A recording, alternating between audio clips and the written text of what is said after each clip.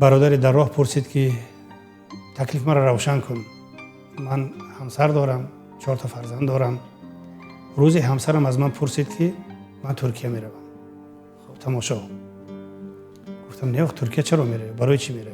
اگر یکم روزی امکانیت شود دستم برسد هر دو میرویم. گفت صحبت در اینجا تمام شد. فردای دیگر صبح دیگر بلیط گرفت و ترکیه سفر کرد. کودکا رو با من گذاشت. در اینجا من چیکار کنم؟ چه تصمیم بگیرم؟ گفتم عاقلانه تصمیم بگیر و صبر تحمل کن.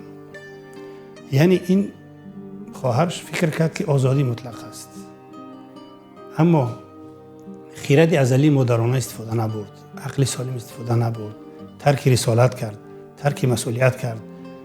ببین هزارها حادثه های در کمین ایستاده است برای انسان.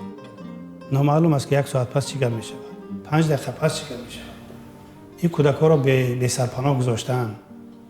شوهر در تعلیمات عرفانی قبله زن است، یعنی کنایه از بزرگداشت مقام مرد در خانه است. چون به این سفر ممکن است یکم هفته 10 روز راحت جانش رو ببیند، نامعلوم چگونه لذت است، اما لذت زوجیت رو ببیند، دوش اشارت کند، راحت کند، بر بگردد. اما برگرد چی را از دست داشت؟ مقدس ترین چیزی که در دنیا داشت. شوهر از دست می‌دهد، اعتماد پدر مادر از بین رفت، آبرو ناموس در خطر است. الا بر این خدای نخواسته اگر با این فرزندا درد سر بیاید، به مادر چیکار میکنه؟